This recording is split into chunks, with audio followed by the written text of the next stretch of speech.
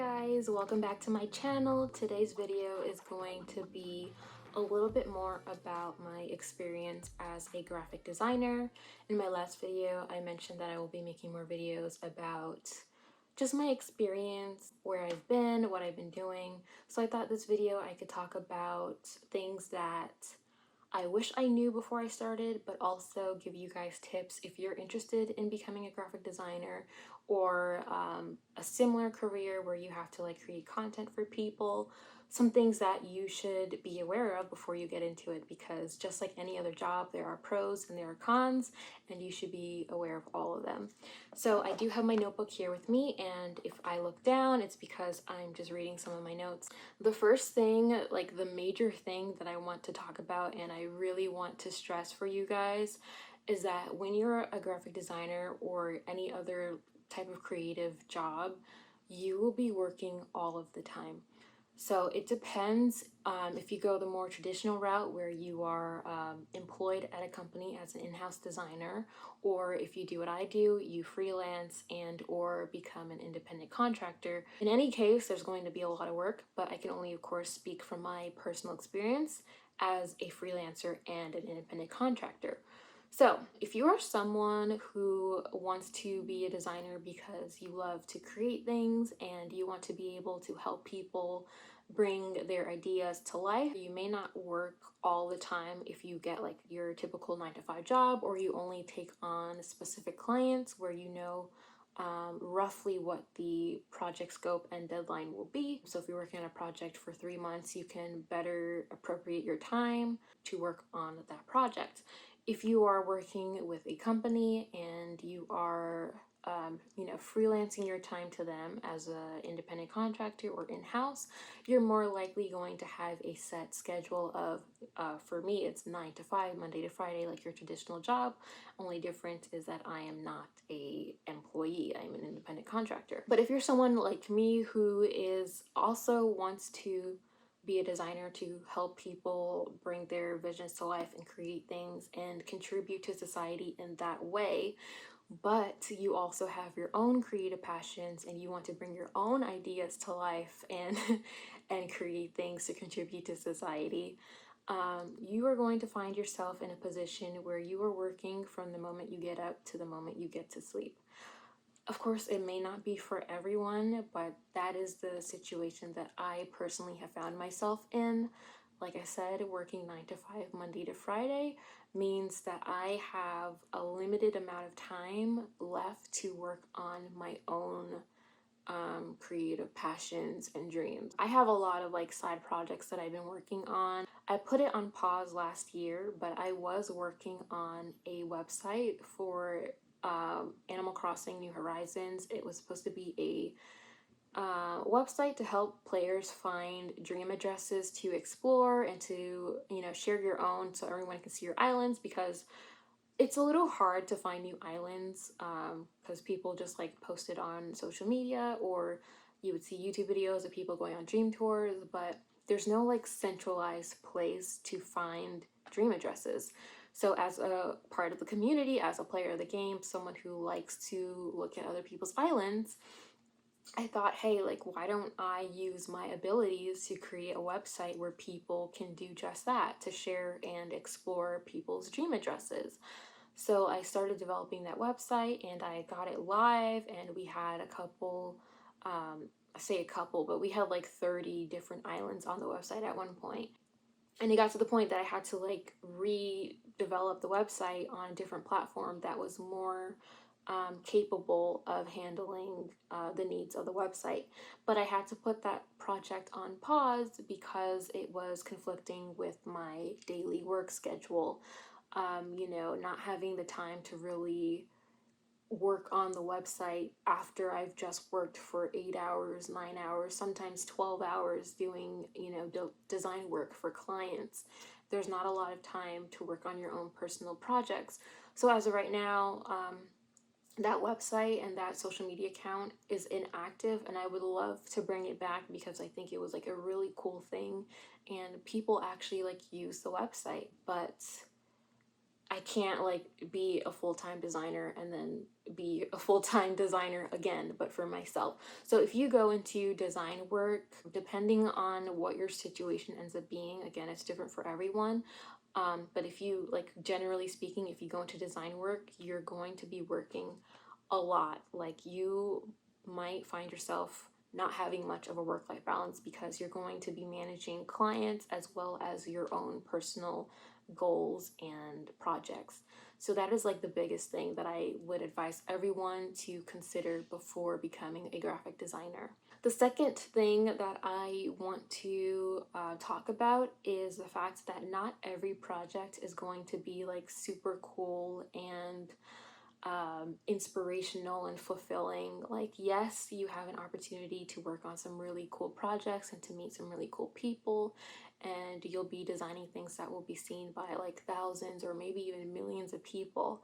But not every project is going to be like that. Sometimes you will literally just be copying and pasting some copy from an email onto like a formatted design, or whatever. That's not like the most interesting thing, which is like part why I didn't really post a lot of like me designing stuff videos, because the projects that are like really cool and worthwhile, unfortunately those end up being the projects that you're not really allowed to share without, like, I don't know how to explain it, but you're not really allowed to share it because they're usually for a promotion of a new product or like a new brand launch or something. So obviously you don't want to infringe on the company's ability to create hype for their brand or their product.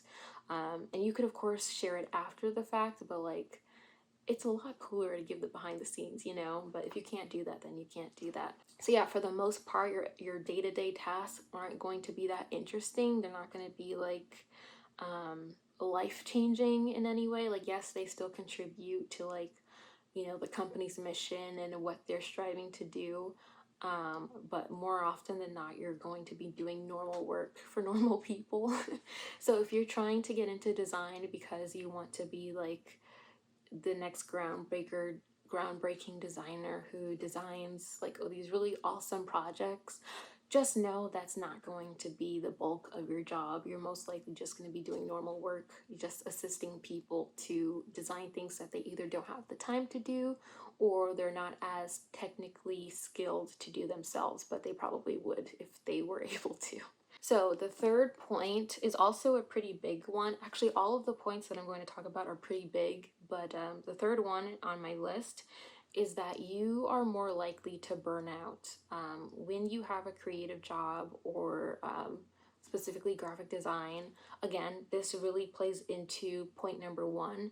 If you have goals and projects outside of your design work, there's a pretty big chance that you are going to burn out because, again, it's not sustainable. At least for me, it's not sustainable to be a full-time designer for your clients and then a full-time designer for yourself. Something's going to give at some point, and I would not want you to lower your quality for your clients to have a better output for yourself, and I also wouldn't want you to lower the quality and expectations for yourself to have better quality for your clients. Ideally, you would give your best to both of them, but that's not something that you can really do, especially over a long period of time. It really comes down to your ability to manage projects and to manage expectations of both your clients and yourself. But you may not always have that type of control, especially if you are a traditional designer in whether it's a creative agency or you're in-house for a specific company. They may not allow you that flexibility to put a project on hold or to take breaks as needed. If you have to meet a deadline, you have to meet that deadline. It doesn't matter that you haven't slept in 3 days because you're working on 10 projects at once. Like, you have to meet your deadlines. So when you add in another element of you having deadlines that you set for yourself, you're gonna want to meet those deadlines, because when you have a goal, you want to accomplish them. But when you're also getting paid to have a certain level of output and a certain expected quality of output, you have to meet those demands as well. So if you are not careful, or even if you are careful, but you just end up in an unfortunate situation, you may end up feeling burnt out rather quickly, because it's very hard to manage a workflow where you have several clients at a time, especially because oftentimes a client isn't just one person, it's that person and their entire team. It may be an entire department of people that you are in correspondence with. So imagine you have 5 clients. That's not like a lot. Like it could be a lot of work, but 5 clients is not a lot of clients. But imagine each client has at least like 3 to 5 people that you're in communication with. You know, you have like a manager, you have a PR person, you have a marketing person, you have the product development person. There's so many people that you are going to be in communication with, that you're going to need approval from. And oftentimes, having a lot of people on a project can delay the project, because you have to have everyone on the meeting, you have to have everyone give their feedback and approval on the design. You're not just doing one iteration, you're doing multiple iterations based on the feedback to improve the product or design to get it to the best that it can be before it hits market or whatever you're designing for. Um, so yeah, like you really have to be really certain about what you want and how you're going to manage your time.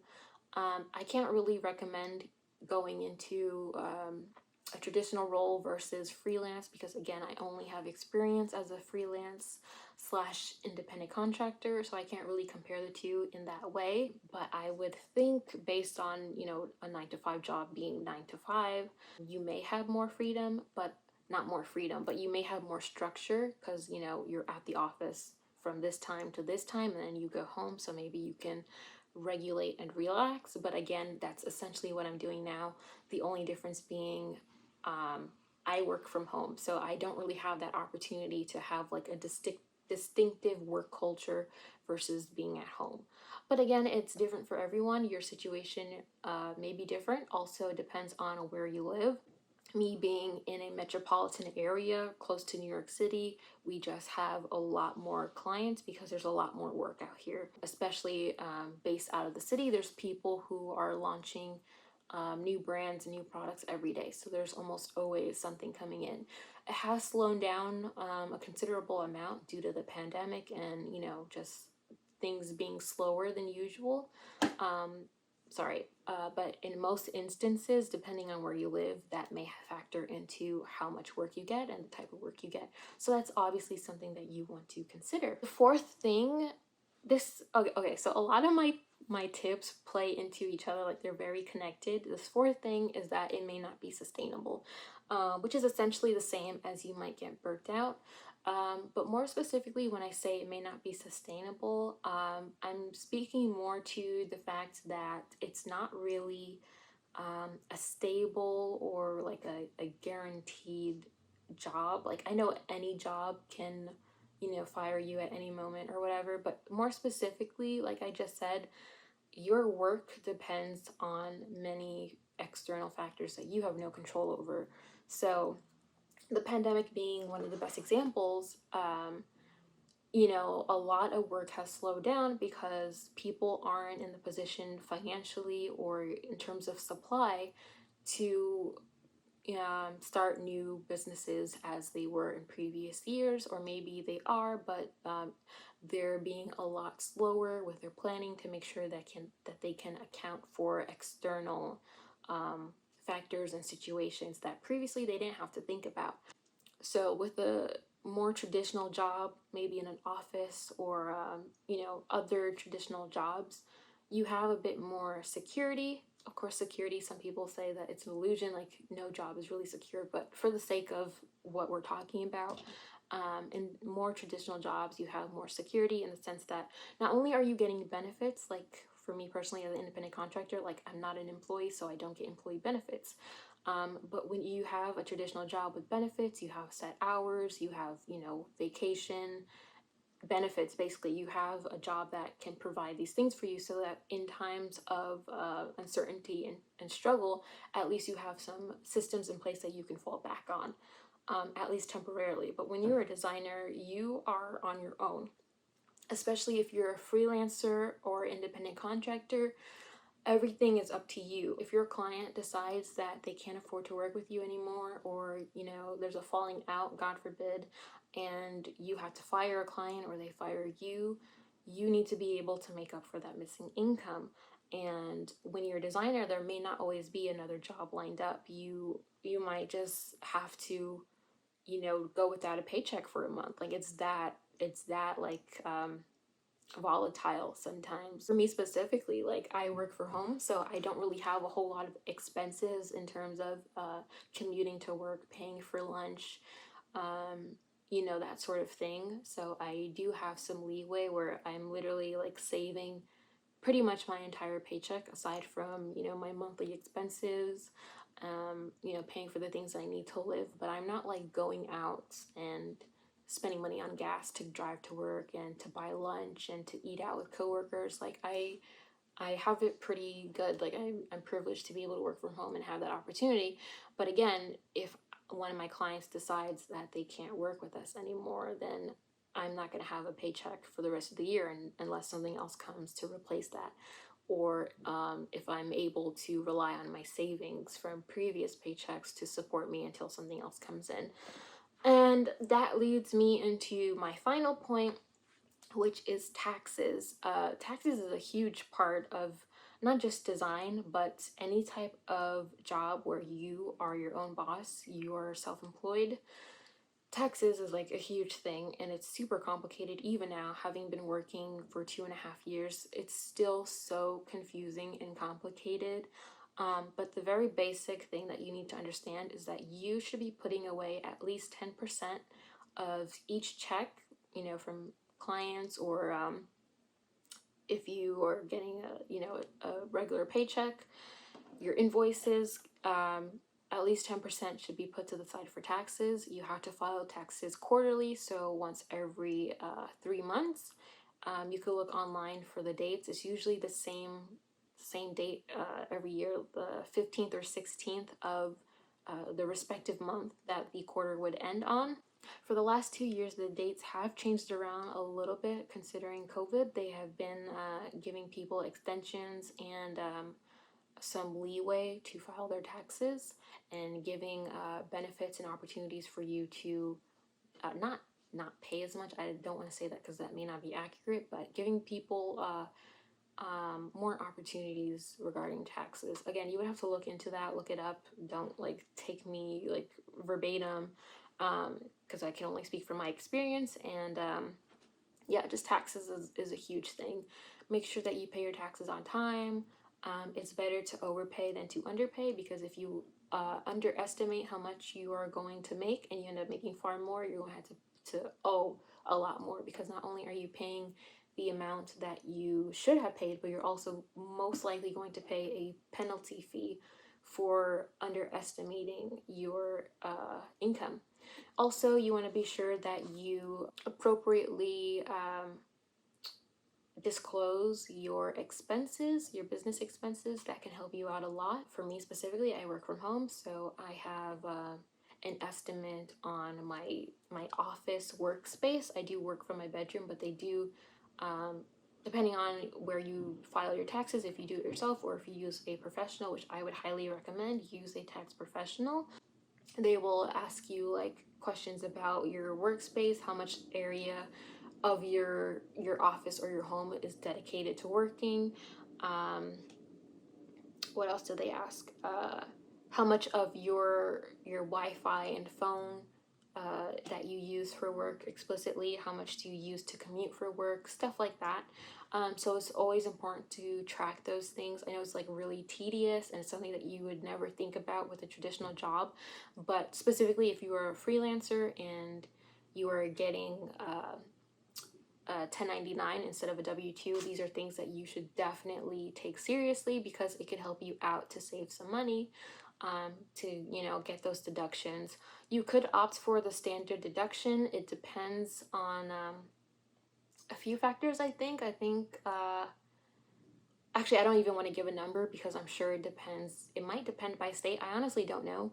But you can opt for the standard deduction if you don't want to, spend all this time calculating how much you actually spend on expenses. That's totally fine. But I would recommend, if you have the opportunity to sit down and look at your finances, absolutely do that so you can save some money.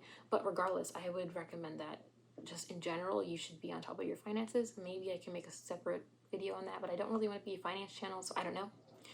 But yeah, taxes is a huge thing that you need to be aware of. That is the end of my video. Those are my 5 things that I wish I knew getting into design, and I hope that you are aware of if you choose to become a graphic designer, whether in a traditional work environment or working for yourself.